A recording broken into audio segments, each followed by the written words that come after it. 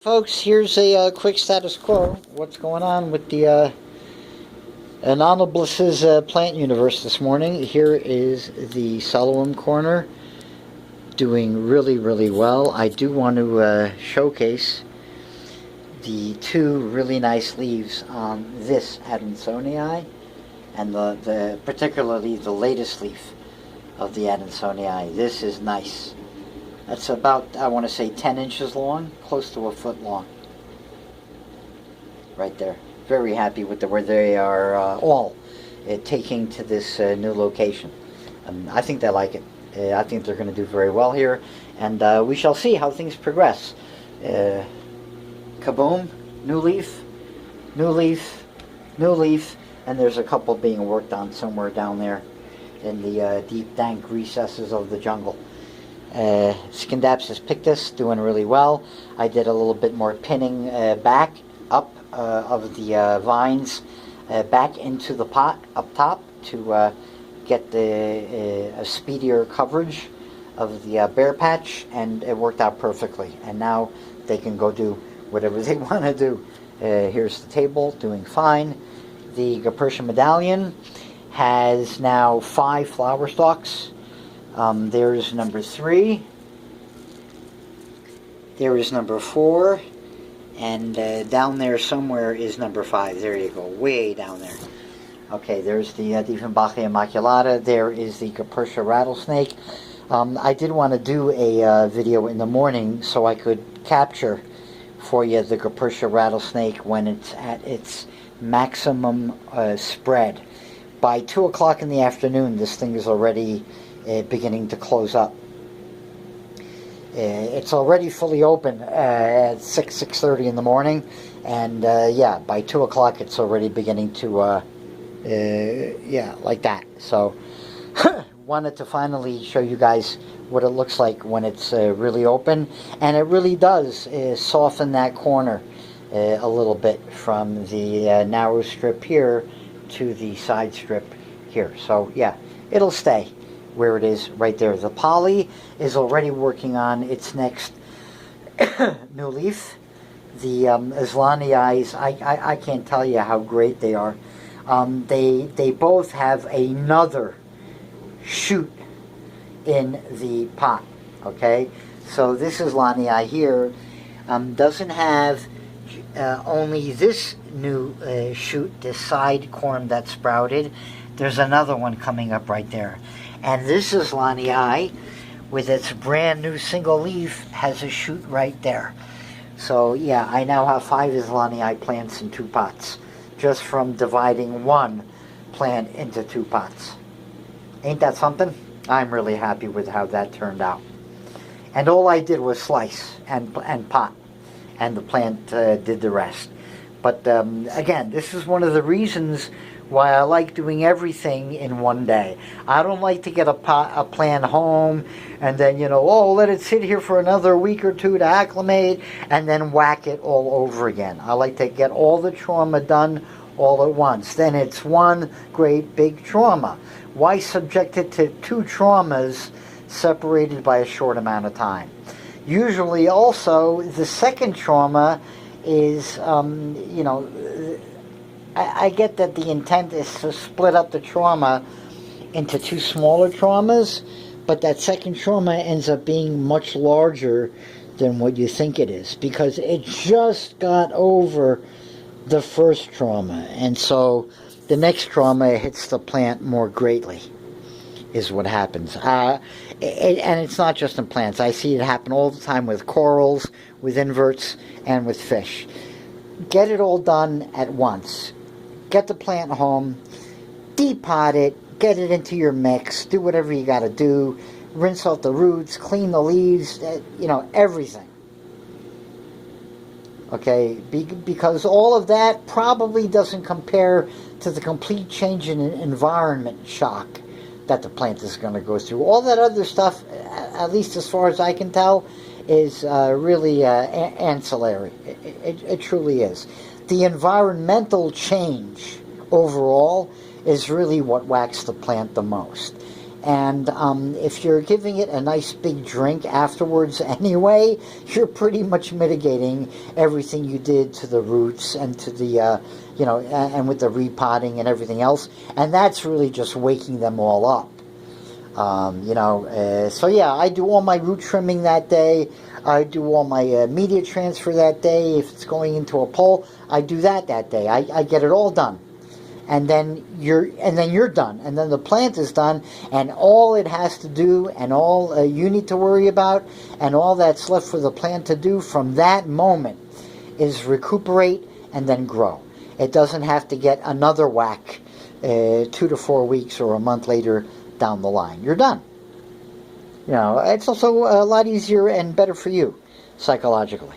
You don't have that looming thing in the distance regarding the plant. I don't have anything now left to do with the Majestic, the Soderoy, the Melanochrysum, or the Verrucosum other than water. That's all I have to do, and add the occasional bit of insecticide into the tube. And I'm done. That's it. Same with the pothos, and everything else. So yeah, that's why I like to get it all done that day. And that's why when I bought the Dieffenbachia, as soon as I got it home, kablamo, major surgery and major repotting, and now I have 3 healthy Dieffenbachia plants of 3 different sizes, all doing really well. And it's worked out that way with every plant I've done that way, including all of the alocasias. So I think there's something to be said for that outlook and approach. Okay, moving along, all the baby philodendrons are just doing wonderfully well. The adult gigases are doing well. The gloriosums are exploding all over the place. All of the alocasias are on the move and doing very, very, very well. The Cuprea has begun to split. The Caladium Hilo Beauty, look at that. 2 leaves now with variegation coming out finally. That plant I think is over the hump. I have a new leaf coming out on the Tandarusa, the Jacqueline, and I'm just waiting now for the Heterophylla. The Dragon's Breath is the last remaining alocasia to not put out a leaf yet, post-purchase and arrival. But that's the one I'm not worried about, and never was from the very beginning. It'll be fine. The Ivory Coast alocasia is doing stunningly. And again, all of the Cupreas are doing great. The 2 daughter plants each have a nice big brand new leaf on them in the back here. I couldn't be happier with how they turned out. They each now have 2 leaves total. This Cuprea though is really, yeah, look at that, folks. That's making me really happy. I'm really enjoying that. If it is indeed splitting in the stem, I may let it grow a little bit taller and then cut that stem and plant the stem at the top. Do a top chop. And I know it can be done. I've seen people do this with alocasias. Just leave enough stem, put it in just a plastic cup with damp sphagnum moss and let it root. And then take that whole entire plug and get it into a pot with aeroid mix, and again, well on the way. I expect to have a forest of alocasia cupreas and begin this by the time this year is over, and maybe even a whole field of Islanii, because now I've got 5 Islanii in 2 pots. I did not expect that when I cut this Islanii just a couple of months ago. Well, no, this one did take a while, probably 4 or 5 months, I want to say, before it even moved. But I'm very happy because once it got comfortable and did start to move, it's really moving. Both of them, new leaves and shoots, side runner corms, for lack of a better term, concurrently, going on the plant. The quote-unquote Friedeck, which I think is just going to end up being a regular Michelitziana, maybe I'll get surprised, I don't know, is putting out its first new leaf post-arrival right there. A nice one too, bigger than everything that's on the plant so far. So we'll see what happens with that. The black velvet doing great. Also putting out a new leaf. The Bambino is putting out another leaf. Very happy it's settled in, as is the Polly again. And all the baby philodendrons are acclimating just fine. They're continuing to grow without a hitch. The Melanochrysum is colored up wonderfully well. And it has a new leaf tip pushing out. The Soderoy, again, look at that, new leaf coming out. And the Majestic has a new leaf tip at the ready. So, yeah, couldn't be happier with things going on. Couldn't be happier that I'm no longer going to have to deal with any clown on the internet this year, and hopefully, possibly next year. I'm going to join some clubs. That's really the way I think to do this, and see if I can't do some trades, or even just buy some plants. There's some allocations I want to buy corms of, and that's how I want to do it. I want to get I do want to get a Chantrieri, if I can, and that's really, I think, the only alocasia remaining. There are a couple of the Amazonica variants, but yeah, I'm gonna I'm gonna place an order and let these whoever I'm gonna deal with next year, I'm gonna let them know in advance that their stock is gonna have an unboxing done on YouTube. So yeah, get your house in order before you send me your merchandise. And if you don't think you have goods of good enough quality, then let me know now, and we'll save both of ourselves the heartache and agita and bad blood between the two of us. And I'll do it, and I'll do things that way. But yeah, I am going to do everything I can to avoid running into clowns in my future dealings with plant people. It's just been mostly a disappointing experience, and to a too large of an extent, disappointing with some of the plants as well. Yeah, no excuses for anything that happened on the point, and on behalf of the growers and suppliers with regards to the things that I found to be substandard by my standards.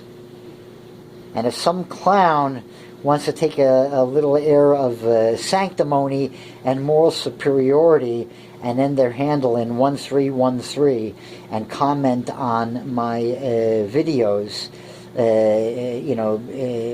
with the attitude of these places are well known and they're professional and blah, blah, blah, blah, blah. Yeah, I don't give a shit what your standards are. This isn't about you. My God, the infantility of some people. My money, my expectations, my standards, my bitching, and my right to bitch when they're not met. End of story. This isn't rocket science. It's not very hard to comprehend. There's a certain level and of standard that I expect. And 6 out of the 8 places I've ordered from failed miserably on some of those standards. And so you can be damn well certain I'm going to bitch about it in public on the internet for the entire world to see, if I so choose. I hope everybody understands that. And if that's not your cup of tea, it doesn't have to be your cup of tea. But if you're going to play morality police with me and politically correct police with me, I'll rip you a new one. Yeah, I don't go for all that nonsense of the younger generations. I think it's unbelievably stupid and silly. Yeah, okay. At any rate, folks, we're going to close today on the Alocasia caprea that I think is stem splitting right there. And I will tell you all to have fun.